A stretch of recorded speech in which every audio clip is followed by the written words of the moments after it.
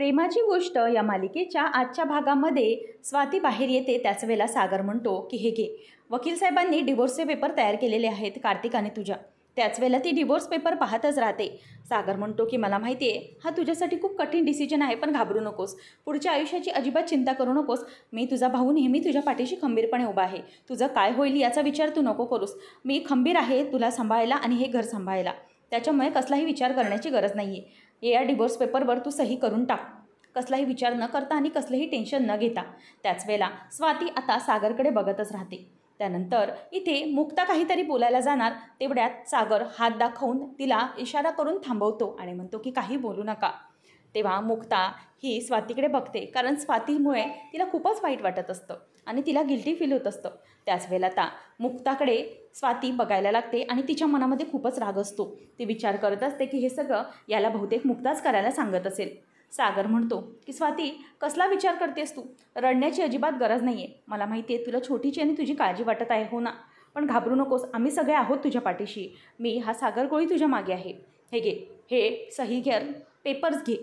त्यावेळेला कार्तिकचं बोलणं तिला आठवतं. कार्तिकने फोन करून सांगितलेलं असतं की काहीही झालं तरीही घरच्यांना असं दाखवू नकोस की तू माझ्या बाजूने आहेस. काहीही कितीही प्रेशराईज केलं गेलं आणि कुठल्याही थरापर्यंत गोष्टी करायला सांगितल्या तरीही घाबरू नकोस.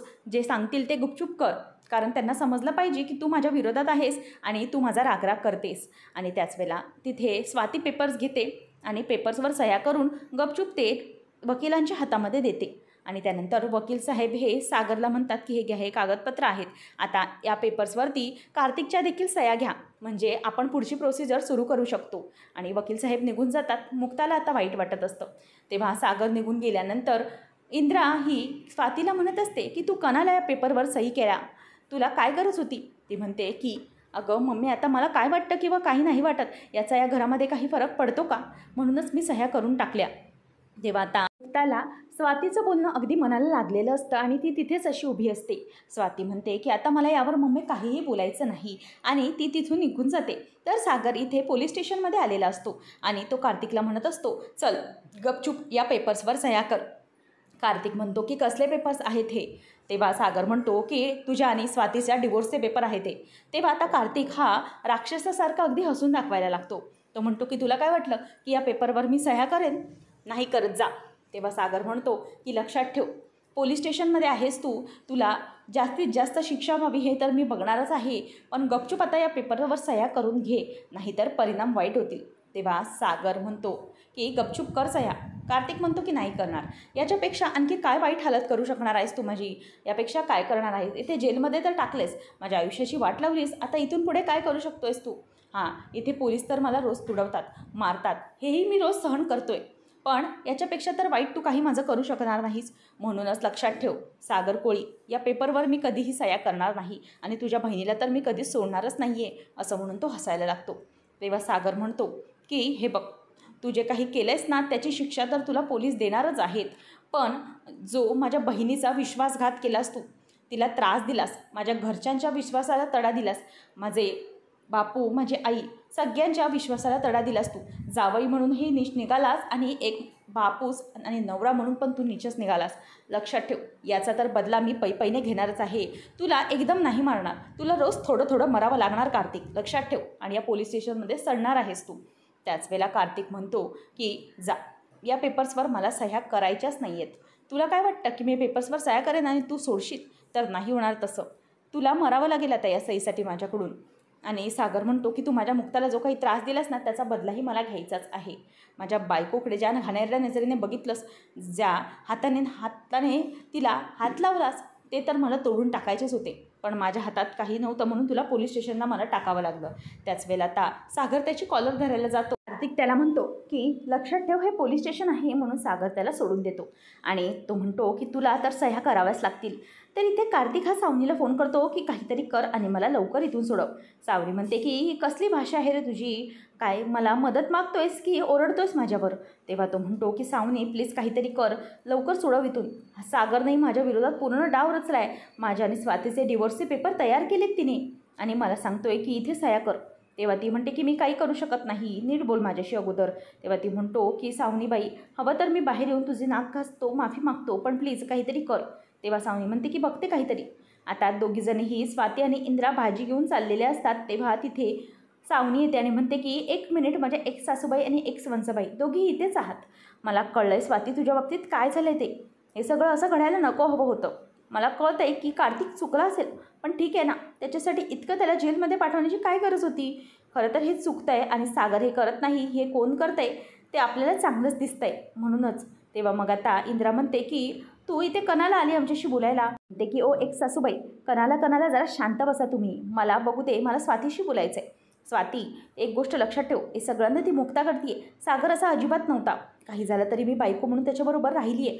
तो कसा आहे ना मला चांगलंच माहिती आहे. तो कोणाचंही वाईट कधीच बघणार नाही. पण ही मुक्ताने तर सगळ्या तुमच्या घराची वाट लावली आहे. सावनीला आता इंद्रा म्हणते की तू काय वेगळं केलं होतंस, तुझं पण तर तेच आहे. तेव्हा सावनी म्हणते की अहो, मी तर निदान तुमचं घर तरी तोडलं नव्हतं. मला तुमच्याशी पटलं नाही, मी माझी बाजूला झाले. पण ही तुमची नवीन सून तुमच्या अख्ख्या घरादाराची वाट लावायला निघाली. तुमची मुलं आणि तुमच्या सगळ्या गोष्टींना सुरुंग लावते ती. आणि स्वाती, एक गोष्ट चांगलीच लक्षात ठेव, तू या मुक्तानेच हे सगळं केलं आहे. तेव्हा आता त्यावेळेला इंद्रा भडकते आणि म्हणते की आम्हाला भडकवण्याचा प्रयत्न करू नकोस, चल निघ इथून. आणि स्वातीला म्हणते की या चटक चांदणीच्या मागे लागू नको. स्वातीला आता इंद्रा गेल्यानंतर सावनी म्हणते की लक्षात ठेव, तुझ्या नवऱ्याला फक्त मी सोडवू शकते, माझी मदत केलीस तर इथे मुक्ता ही काहीतरी नोट डाऊन करत असते. तितक्यात स्वाती आल्यावरती म्हणते की ताई, हे घ्या, बसा इथे, मला जरा तुमच्याशी बोलायचं आहे. मला फक्त 15 मिनटं द्याल का? काय ना, मी जरा तुमच्यासाठी काही गोष्टी नोट डाऊन करून ठेवल्यात. म्हणजे ना, तुम्ही काहीतरी करू शकता असं मला वाटतंय. आणि तुम्हाला आवडते त्या गोष्टीत काहीतरी करू शकता. तुम्ही जेवण फार छान बनवता, मग त्याच गोष्टीत तुम्ही काही करत का नाही? म्हणजेच असं डबे वगैरे पोचवण्याचं काम किंवा काही तुम्ही टिफिन सर्व्हिस करू शकता. त्यात आम्ही सगळेच तुमच्यासोबत आहोत. नाही म्हणजे तुम्ही पैसे घराला द्यावं त्याच्यासाठी नाही, तुम्ही फायनान्शियली स्टेबल व्हावं त्याच्यासाठी. तुम्हाला स्वतःच्या पायावर काहीतरी करता यावं याच्यासाठी. आणि कसं आहे ना, तुम्ही जर काहीतरी असं करू शकाल तर तुमचा कॉन्फिडन्स वाढेल ना. आणि तुमच्या छोटीसाठी तुम्ही काहीतरी करू शकता. छकुलीही खुश होईल असं ती म्हणायला लागते. मला वाटतंय की मी काही गोष्टी इथून लिहून ठेवल्या, तुम्ही बघा वाटलंच तर. मी एकाशी संपर्कही साधून ठेवला आहे. हवं तर आपण बघू शकतो त्या गोष्टी. आणि मला माहिती आहे तुम्ही हे सगळं खूप आनंदाने करू शकताय. इनफॅक्ट बिझनेस हा कोळींच्या रक्तातच आहे. सगळेजण आपण छान बिझनेस करतो. इवन मी तर डॉक्टर आहे, पण सागर तेही खूप छान बिझनेस करतात. तेही तुम्हाला हेल्प करू शकतात. सगळेजण अगदी नीट करू शकतो हे सगळं. नाही, अगदी छोट्या प्रमाणात सुरुवात करूया, नंतर वाढवत जाऊया. स्ट्रेस लेवल कशाला ना, म्हणूनच सुरुवातीला थोडं करूया असं आता ती म्हणायला लागते. मात्र इंद्राला या गोष्टीचा खूपच राग येत असतो.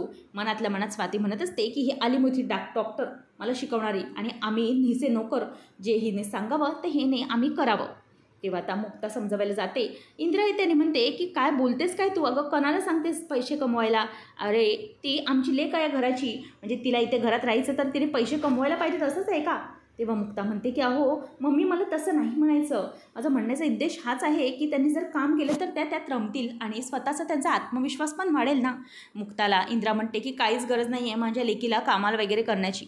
माझ्या लेक नोकरी वगैरे नाही करणार, ती या घरात राहणार आणि माझा लेक तिला सांभाळायला तयार आहे. माझा मुलगा सागर कोली तो खंबीर आहे हे सगळं करायला. तितक्यातच तिथे आता सागर येतो. सागर चिडलेला असतो. मुक्ता म्हणते की काय झालं सागर? तेव्हा आता सागर म्हणतो की हा कार्तिक आपल्या आयुष्यातून जातच नाही आहे, अगदी जळूसारखा चिकटून राहिला. सागरला ती म्हणते की काय झालं? तो म्हणतो की डिवोर्स पेपरवर सह्या करायला तयार नाही. पुढच्या भागामध्ये इंद्रा म्हणत असते की तुझी बायको म्हणजे पोरीला सांगते की तू नोकरी कर, बिझनेस कर. तेव्हा सागर म्हणतो की तुम्हाला काय गरज आहे हे सगळं करण्याची? मी तुम्हाला सांगितलं होतं ना की आमच्यामध्ये पडू नका, मग तुम्ही हे सगळं कशाला करताय? प्लीज या सगळ्यापासून दूर राहा, आमच्या मॅटरमध्ये पडू नका. तर इथे रूममध्ये मुक्ताही झोपायला जात असते. सागर मनातच विचार करत असतो की मुक्ता, मला कळतं आहे तुमच्या मनामध्ये काय घडतं आहे ते. तुम्हाला सगळ्यांचं भलं हवं आहे. स्वातीबद्दल तुम्ही खूप विचार करताय, मला समजतं आहे. आपल्या दोघांची पद्धत वेगळी असेल विचार करण्याची, पण मात्र आपला हेतू दोघांचा सारखाच आहे, तो म्हणजे स्वातीचं भलं बघतोय आपण दोघं. त्याच वेळेला इथे नंतर स्वाती दुसऱ्या दिवशी गायब झालेली असते. सागर म्हणतो की काय झालं मम्मी, तू का चिडलीस? ती म्हणते की माझी पोर कुठे गेली माहिती नाही, कोणालाच सांगून गेली नाही. तिने स्वतःच्या जर जीवाचं बरं वाईट केलं तर आपण काय करणार? देवी एकविरा आई, काय करू मी, मला कळत नाही. तेव्हा आता सागरच्या बाजूला करून मुक्ता ही इंद्राला शांत करण्याचा प्रयत्न करते. तेव्हा इंद्रा तिचा हात झटकून लावून म्हणते की काहीच गरज नाही आहे, माझ्या लेकीचं सगळं करण्यामागे तूच आहेस ह्या सगळ्याच्या मागे. असं म्हटल्यावर आता मुक्ता गप्पच बसते. अशाच मालिकांच्या अपडेटसाठी आताच आपल्या चॅनलला सबस्क्राईब नक्की करा.